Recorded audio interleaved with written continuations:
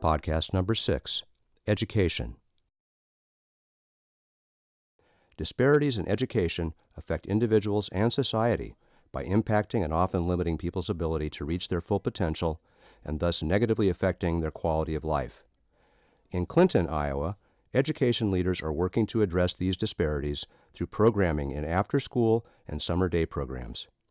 This podcast summarizes Clinton's after-school and summer day programs via interviews with the program director, a site coordinator, partner organizations contributing to the program, such as the Clinton County Sheriff's Office, and visits to some of the programs at local schools. Over the years, we've kept the program going through a series of grants through the Iowa Department of Education. So we've been going here now roughly about 13 years.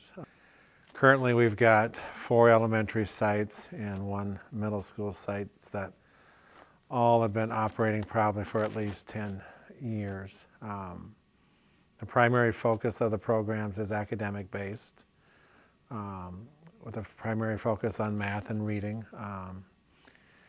To help achieve that, we have tutoring at least 3 times a week at each site with teachers from each building providing that tutoring.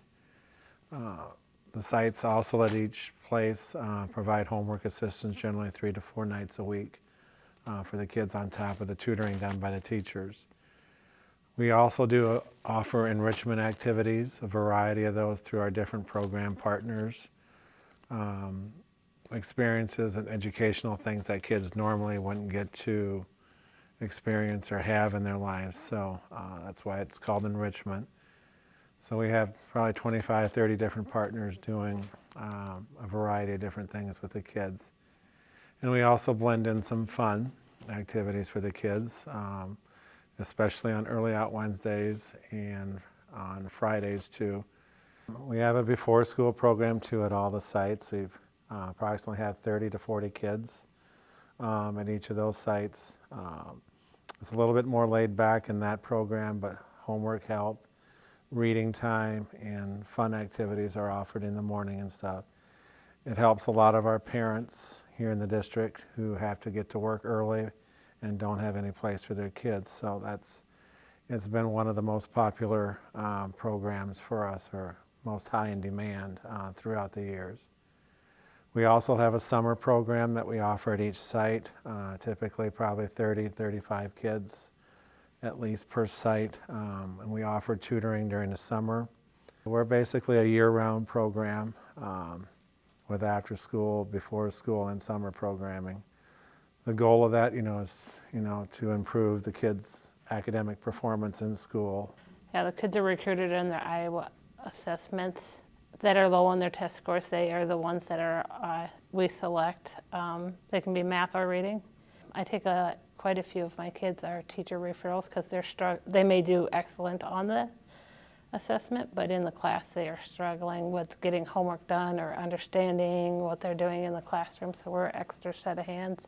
All of our tutors are teachers at the middle school, so they're helping us. They know what the kids need. Over 65 to 75% of our kids improve their academics from being in the after-school program or summer program. It's helped kids not fall, get a better start at the beginning of each year. Like I mentioned too, with the before school program, it's helped a lot of parents out there, because many of them have to go to work in the morning or work multiple jobs. Some of the enrichment partners, one is through our local county sheriff's office. They provide a lot of safety education. One of the things that we talk about is internet safety. We all know that kids now are really plugged in with their iPads and phones and other things. Another program we provide is our search and rescue canine.